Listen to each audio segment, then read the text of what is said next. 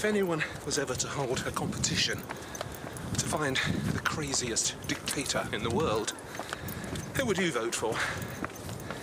Obviously, the dreaded Kim Jr. in North Korea would be a candidate. Good old Colonel Gaddafi in Libya.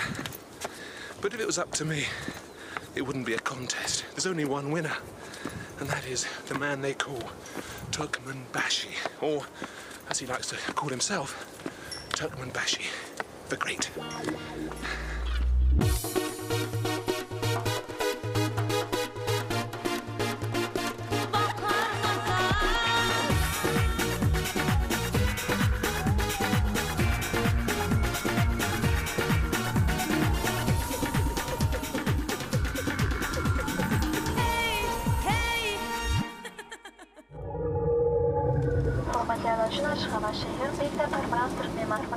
Every dictator needs somewhere to dictate, a country, a manor. And Turkmenbashi's territory is Turkmenistan. Where's Turkmenistan, you'll be thinking?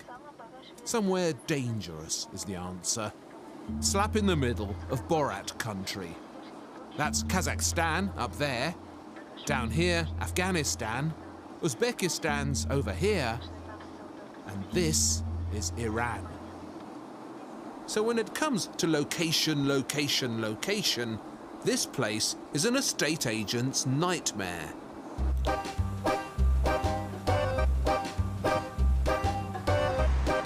No one's made a film about Turkmenistan before because you're not allowed to. He is forbidden taking picture of port, train station, and bazaar. Please, yes. The country belongs to a notorious control freak, President Turkmenbashi. And he's got it sealed up tighter than a jar of gherkins.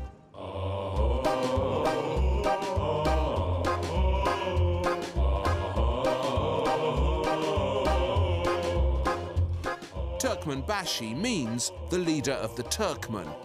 And if there's one thing the leader of the Turkmen doesn't like, it's foreign journalists sneaking into his country and filming it without telling him. Which is exactly what our plan is. Okay, I still think you're a journalist, no? No, but I'm a teacher of art. So I'm interested particularly in this, Our cover story is that we're a bunch of guys on a stag week. Ridiculous, I know. But you try thinking up a better reason why a film crew-sized gang of blokes would wish to blunder about the drinking dens of Turkmenistan, taking pictures and whispering things into their cameras. Hello, greetings from the British pub in Ashgabat, where, as you can see, there's table football to be played, pool tables, everything a man could need in a British pub, and Guinness as well. The British pub's a surprise, and so is our hotel. It's nice. But the guidebook says it's bugged, so I switch rooms a few times to fool whoever's watching, and I commence my mission, which is to separate the facts about Turkmenbashi from the fictions. Money here is called manat. I just can't work out the exchange rate. Basically, you get zillions of these for a quid, and it doesn't go very far. The biggest denomination is 10,000 manats, which I think is worth about 25p. But see here, if you look on the manat, and indeed all the notes have it, there's a portrait of the president. That's Turkmenbashi, okay? Now look at him there, look at his hair, okay? And look at him here, this is a map I bought. A map of Turkmenistan. See, look at his hair. Yeah, that's the president. Now, look at this picture of him that you see all over the city. I mean, this is the image of him that's everywhere. See the difference? from which I conclude, given that this note was printed in 2003, I conclude that the president dyes his hair.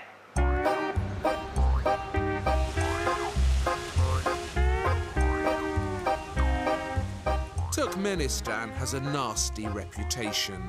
I feel pretty brave just coming here. As for filming the place, let's just say I didn't sleep too well last night. The hotels packed us off on a tour of Ashgabat, the gleaming white capital that Turkmenbashi's been building in the desert. He started with nothing. Now he's got this. So on the left side is under construction, not finished yet, the cultural center and the new libraries. Huge, look at that. It's the Ministry of Oil and Gas. Ministry of Oil and Gas, shaped like a cigarette lighter. Yes. And this building on the left side, in the form, in the shape of cobra, the health ministry. It's just the shape of a cobra. Yes. It's a bit wrong, no?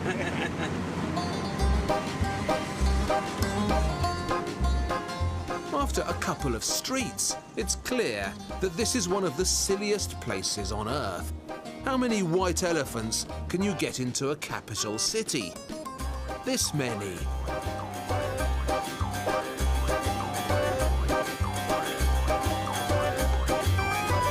The white stuff is marble, imported from Italy.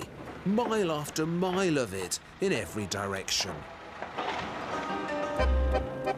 Over there, with the huge gold nugget sitting on the roof, is the presidential palace, which no one's allowed to film.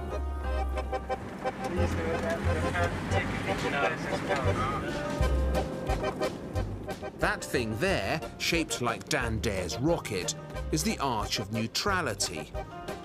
It's 75 meters tall, and on top, there's a gold statue of Turkmenbashi in a Superman cloak.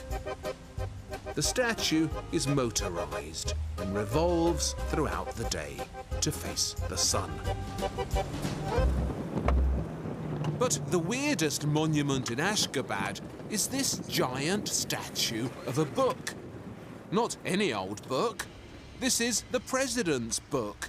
He calls it the Ruhnama, or Book of the Spirit. A little bit smaller, eh? And inside this grabby cover of lollipop pink and lime green are Turkmenbashi's collected thoughts. Everything he wants his people to know and understand. You have to answer questions on the Ruhnama to pass your driving test in Turkmenistan. The TV's always going on about it.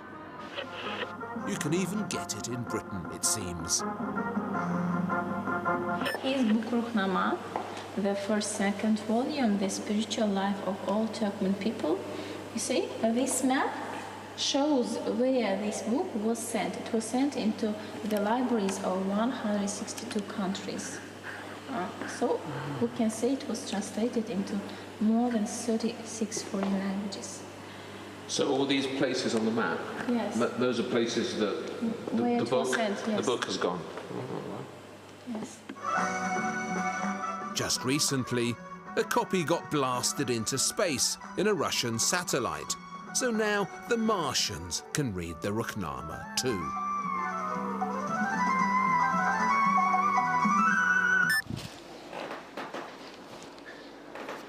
I've been shopping. Bought a bottle, special Turkmenbashi vodka, which, as you can see, I've already sampled a bit from, and all these other goodies on sale in Ashgabat.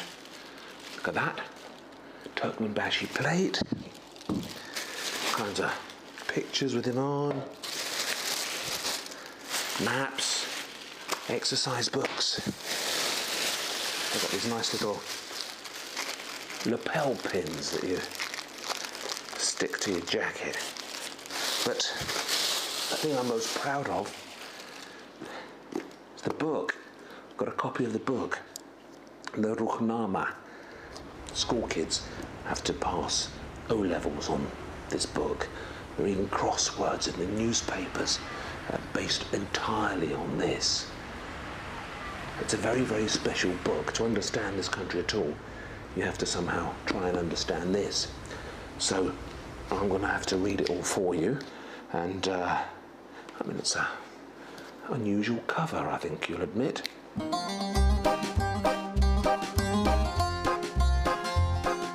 I've never understood the thinking behind these mad personality cults that dictators adore.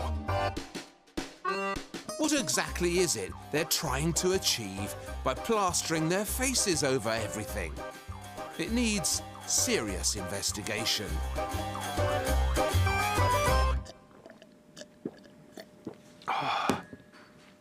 Oh, that's strong. One Turkmenbashi, there's only one Turkmenbashi, one Turkmenbashi.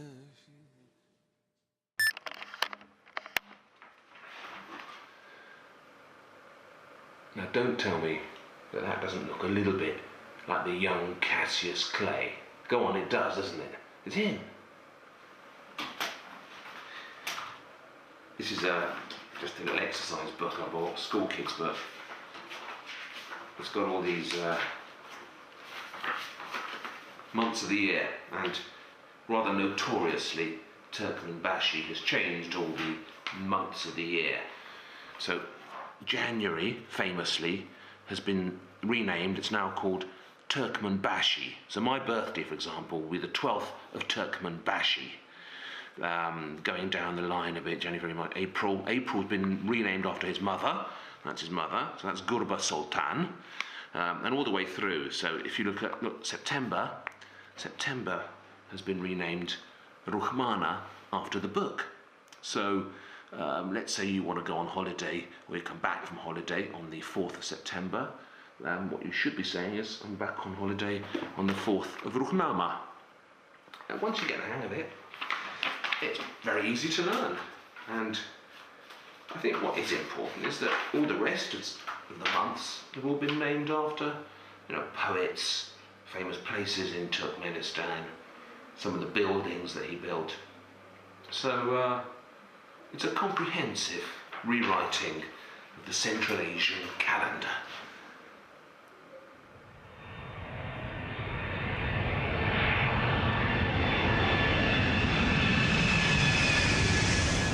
We've decided to fork out 80 pence each on a 2-hour flight to the Caspian Sea, to a place the president has named after himself, Turkmenbashi. Ladies and gentlemen, welcome to Turkmenbashi. The temperature is 70 degrees about. It falls to few men in history to name cities after themselves, and frankly, Turkmenbashi should have done better than this. Turkmenbashi, the city, turns out to be a dump. It's a port on the right. Port's on the right, right. And then this office also in the form of ferry or train station. Soviet style also on the right side. The hotel's fine, though. 5 stars. They all are. Oh, a fitness centre? Yeah. That's a good idea. Unfortunately, the only tourists around here are us, and we're only pretending. But what a magnificent view we have to ourselves of the Caspian Sea.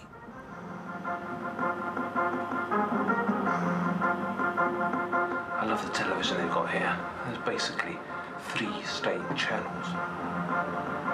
And they're all the ones with a little gold profile of the president in the corner. And one's devoted to business, another one to music.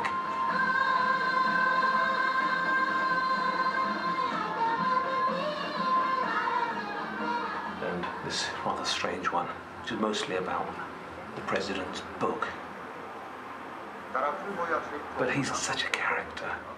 There's this wonderful story about him. on the music channel sacking all the cameramen because they were making the Turkmen women look too fat, which I can believe. Camera angles are very important.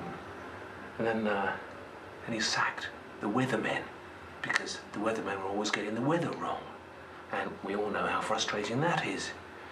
And most recently, there was a thing in the paper about makeup artists making women's faces too white, all the powder they put on to stop them glistening. And the president didn't like that either. Quite rightly, he said, Turkmen women don't need powder on their faces because their natural colour is good enough. And I'll drink to that.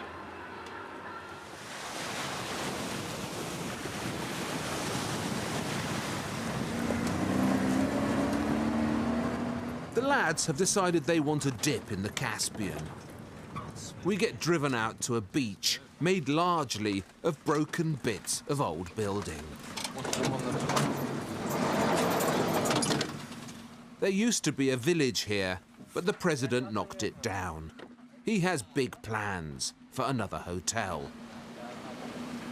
I'm too sensible to go in the water, but the sound man, Mike, and the director, James, do a good job of keeping up our cover as a silly bunch of blokes on a stag week. That's it. Well done. That's the president's summer house over there, the one sticking out into the sea. It must be nice out there.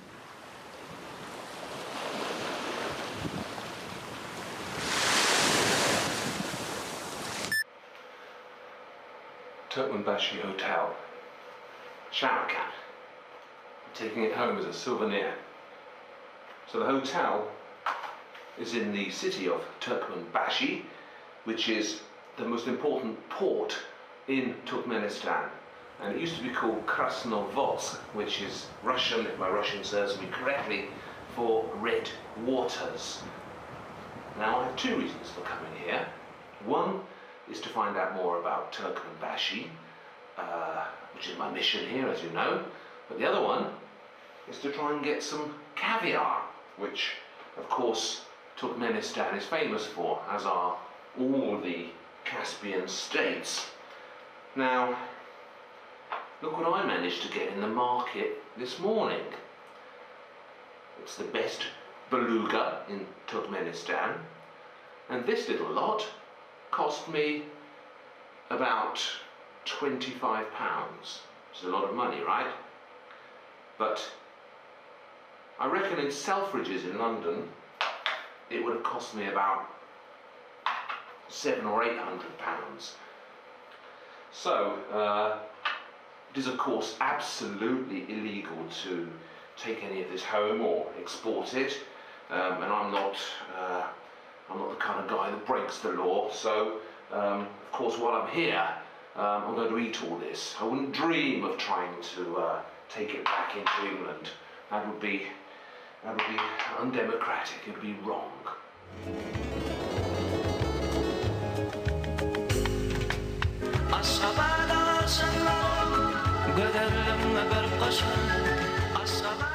It's good to be back in Ashgabat. I'm getting to like the place. I like all the stands. They're the final frontier of global wackiness, the places that normality forgot. No McDonald's, no Tom Cruise, no Jade Goody. Ah, heaven. One reason why Ashgabat is so clean is because the president has banned dogs. I'm entirely with him on that. Cinemas are banned too. So are circuses, car radios, and ballet. The president's decided that none of them are Turkmen enough, and all of them are unnecessary. Instead, he's opened a museum devoted to the Turkmen carpet. This whopper here is the largest carpet in the world. In Turkmenistan, people say, put your carpet, I will read your soul, like a book. When I read your carpet, I read your soul. Yes. Put your carpet, Yeah. I read your soul. There's also a giant puppet theatre made out of mountains of white marble. To me, the puppets look out of their depth on this grand marble stage. But I'm not a Turkmen. And look here, it's a theme park in the middle of Ashgabat. Its theme is the Turkmen fairy tale.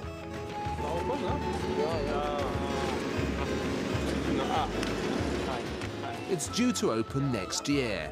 The locals have already dubbed it Disneyland in the desert, which is some people's image of the whole country.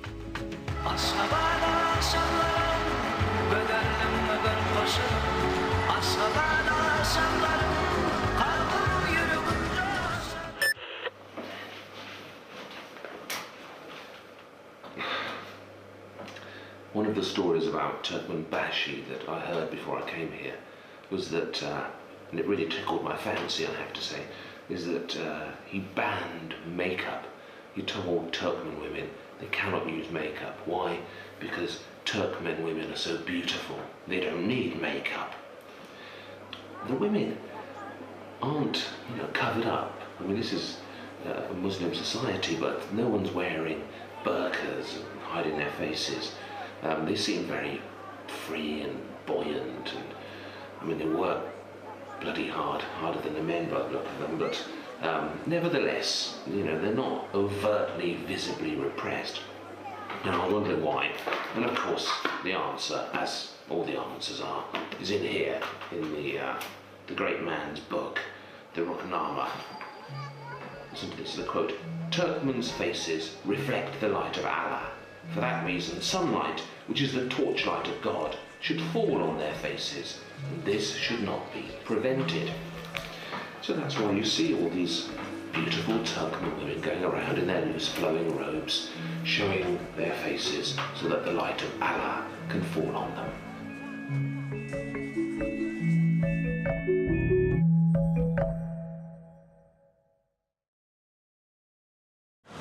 This is here.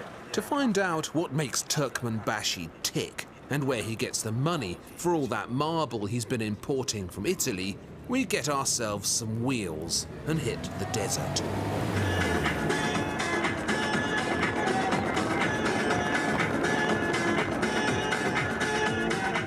We're heading for the dead center of Turkmenistan, and since the desert takes up 95% of this country, we're heading for the center of everything.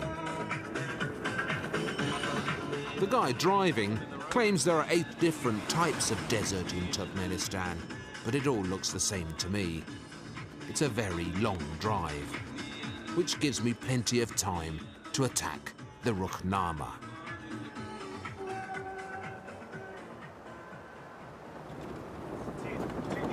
Breasts, yeah, breasts. Two breasts. Yeah.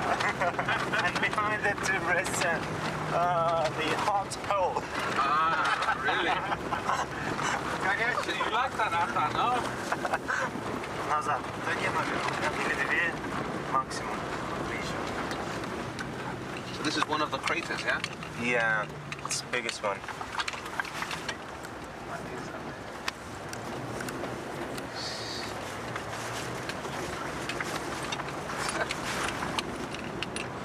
Now that is amazing. Please just stay on the opposite side of wind. Okay. It smells gas. Okay. Yes, okay. Which way is the wind? Ways, this one. So this is a good place here. Good place, and please don't go close than 3 meters, okay? Okay. It's dangerous. Let's do it.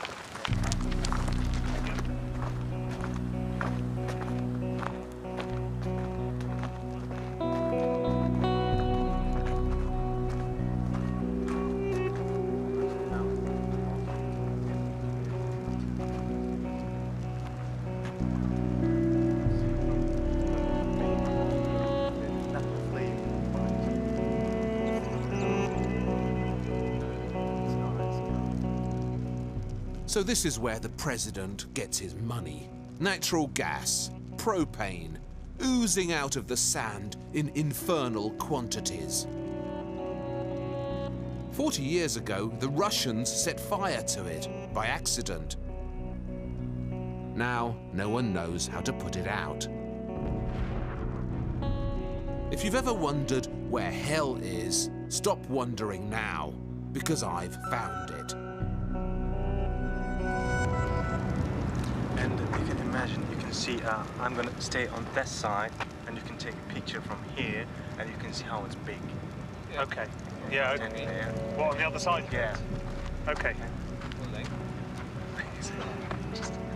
The Russians were here for 100 years, lording it over the Turkmen.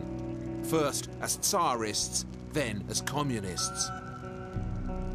They finally left in 1991, when the old Soviet Union fell to bits and Turkmenistan suddenly found itself independent.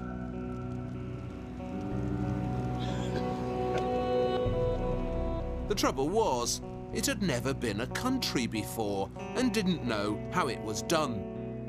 Someone needed to invent the new nation. And guess who stepped forward? Yes! I like this job more and more. You're tall, you can take it.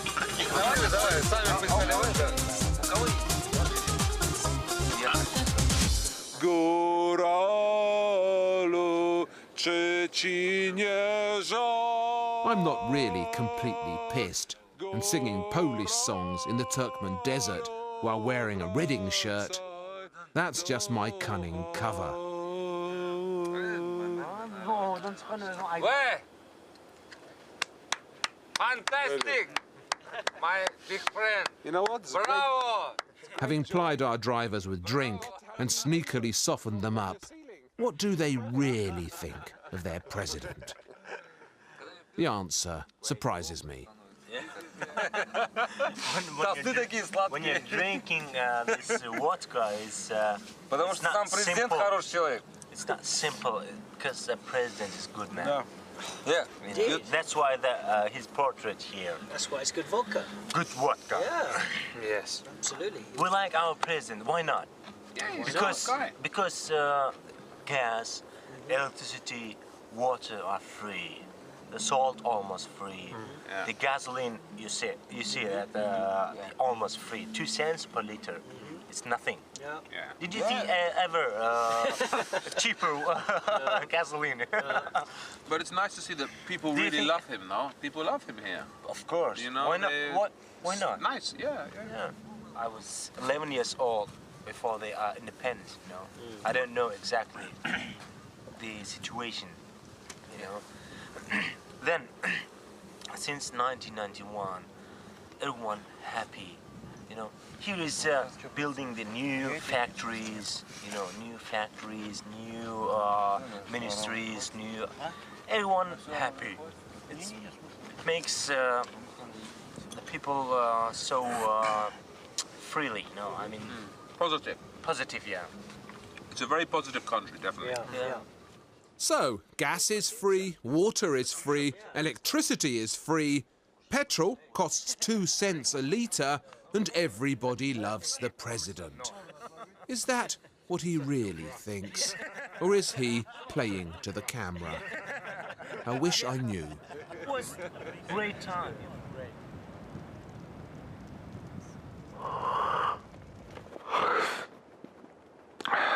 I can't sleep. Keep tossing and turning and thinking about all the things I've seen. So confusing.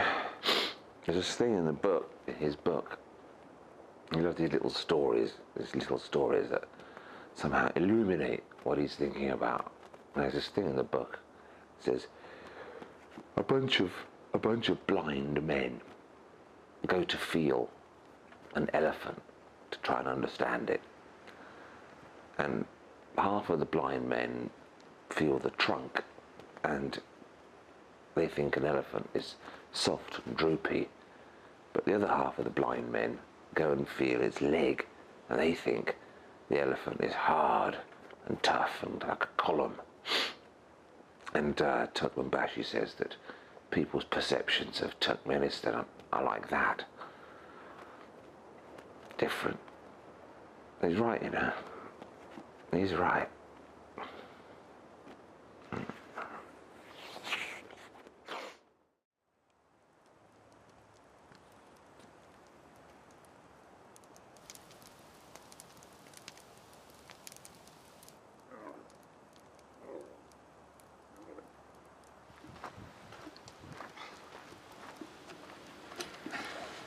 Go away. Oh, dear.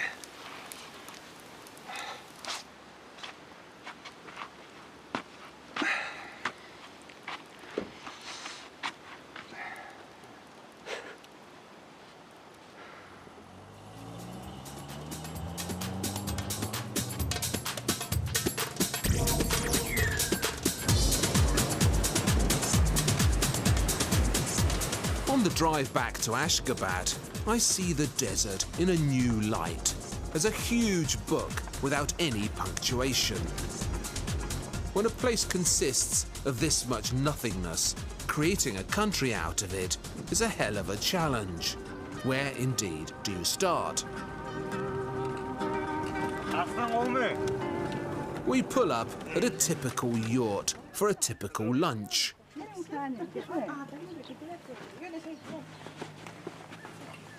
What's typically on the menu? Camel's milk. Mmm, delicious. Good camel, that one. Yeah. This lady's yurt. Yes.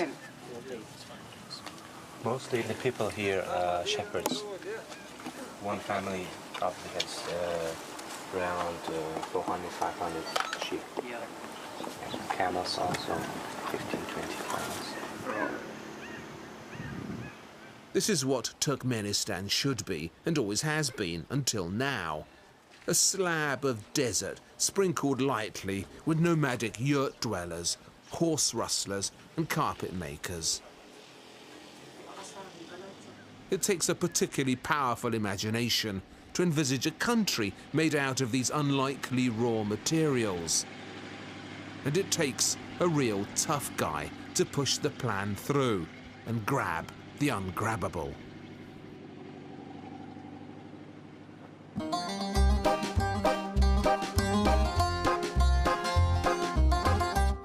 Back in Ashgabat, I decide to find out more about Turkmenbashi. Not about this extra-large Turkmenbashi made of gold who sticks himself on the tops of buildings. He's just acting tough. I'm after the inner man, the hidden Turkmenbashi, the lonely orphan whose story I've been reading in the Ruknama.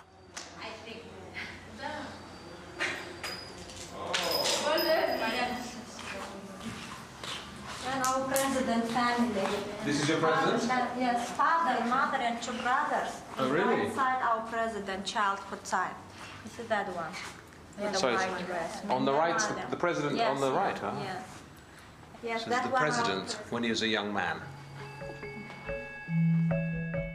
His real name is Sapar Murat Niyazov, born just outside Ashgabat in 1940.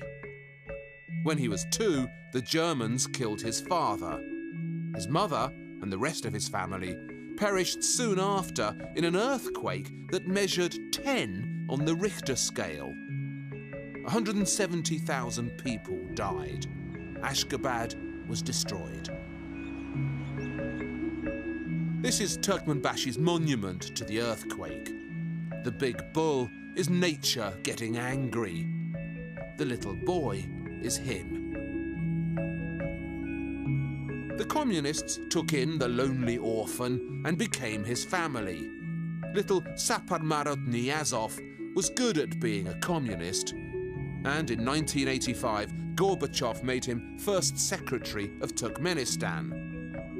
Niyazov liked the job so much he decided to keep it forever.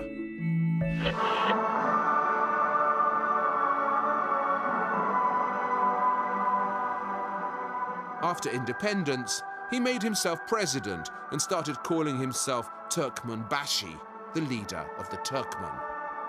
A few years later, his title got upgraded to Beyik Turkmenbashi, Turkmenbashi the Great.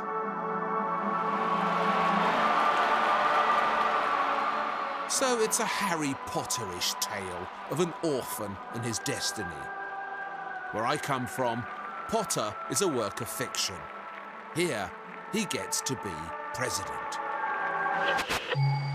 And he fills the country with statues of the dad he never knew, and of his mum, and his brothers. As a stand-in for the hometown he lost, he builds himself a white marble city, a mirage in the desert. And in that city, he gets to waste as much bathwater as he wants. Whoopee!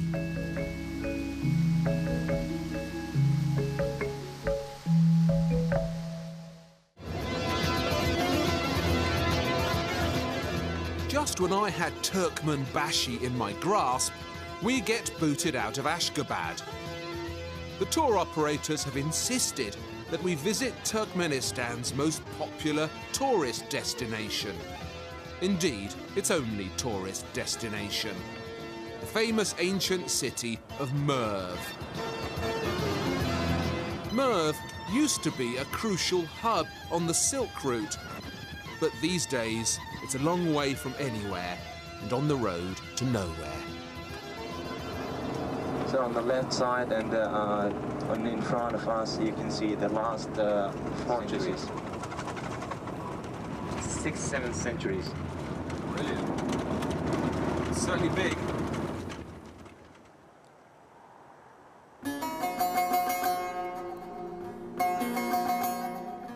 When we finally get there, it's obvious that ruthless vandal, history, has beaten us to it. Merv looks as if it's been flattened by a herd of stampeding elephants. There's almost nothing left from the days when much of the known world was ruled from here.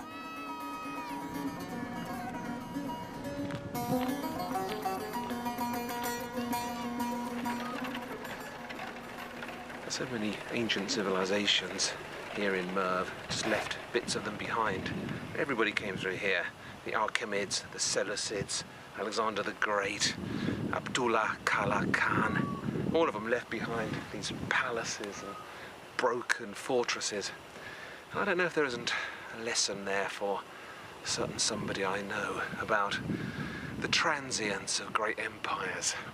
To me, there's something to be learned from a place like this by someone I know very well now.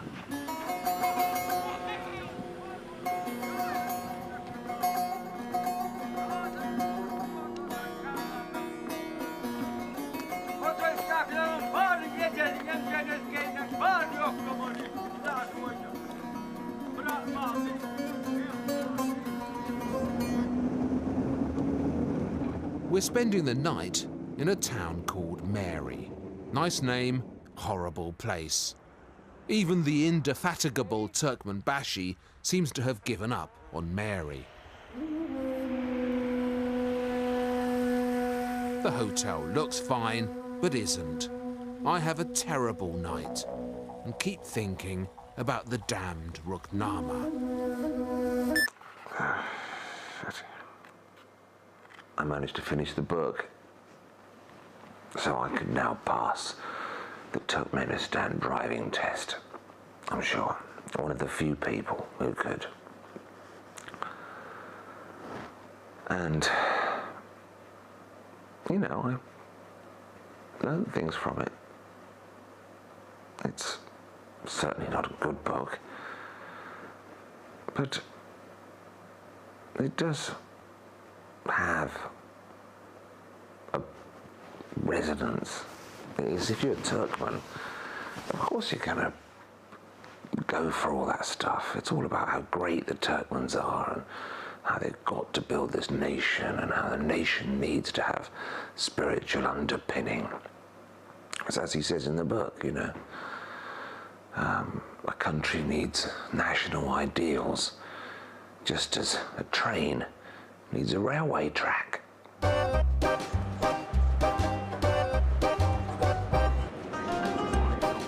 At the back of the bus, I'm not happy with myself. I'm getting to understand Turkmenbashi's mission, maybe even to admire it. And that can't be right. Amnesty International's been keeping an eye on this place and doesn't like what it sees. Dissidents keep disappearing, foreign newspapers are banned, the internet doesn't work, not much gets into here, and nothing gets out. The trouble is, no one's actually given us any problems. You can get the BBC News on the hotel telly, and if the Turkmen are being mightily oppressed, they're certainly good at hiding it.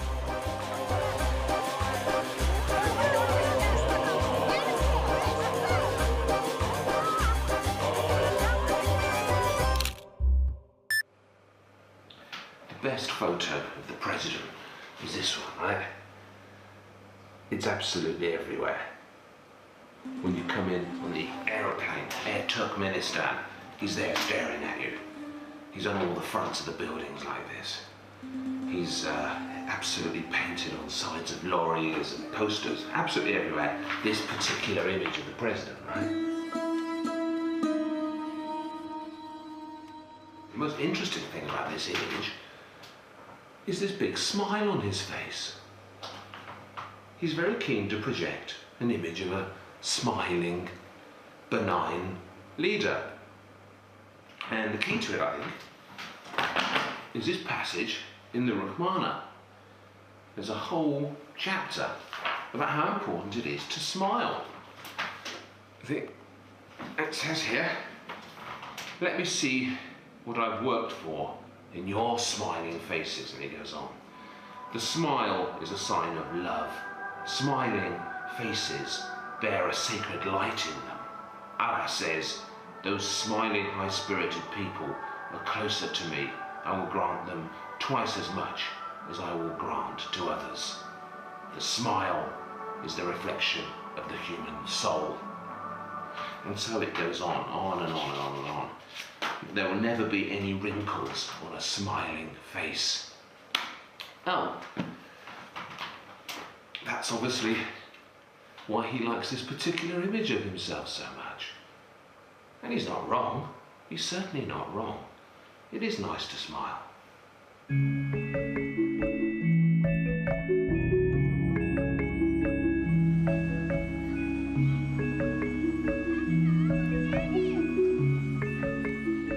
Last year, Turkmenistan banned child labour.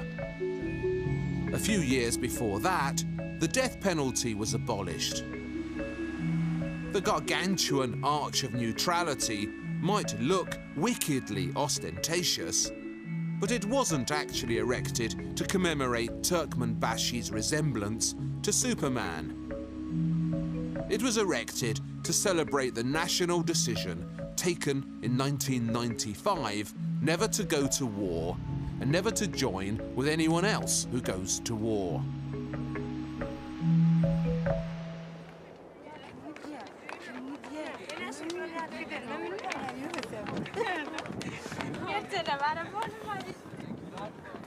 Just outside Ashgabat in the hills, the president's built this enormous walkway, endless set of stairs. And the idea is that every now and then people go on this health walk, as it's called.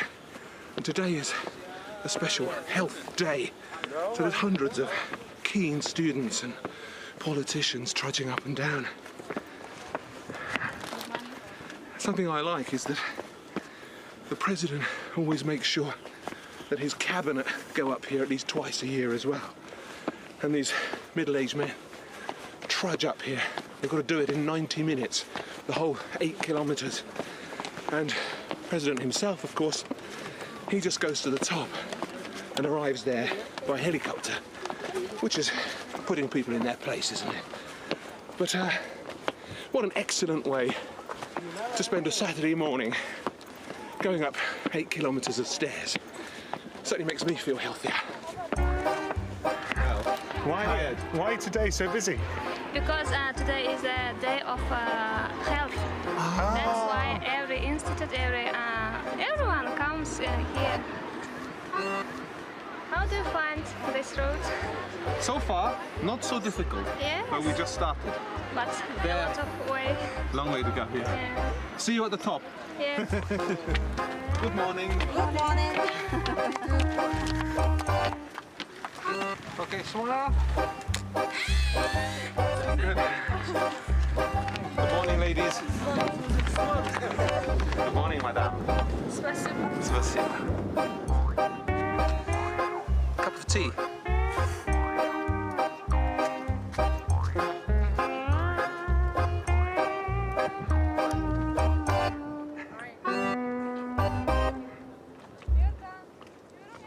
So what have I learned?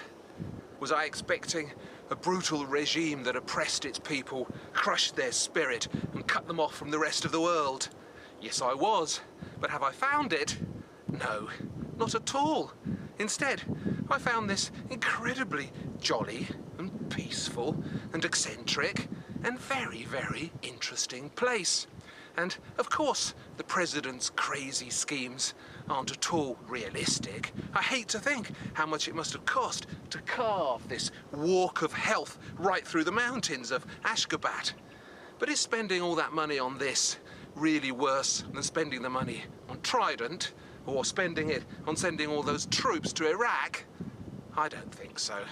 And I think Turkmenistan has got a bad press, a press it really doesn't deserve.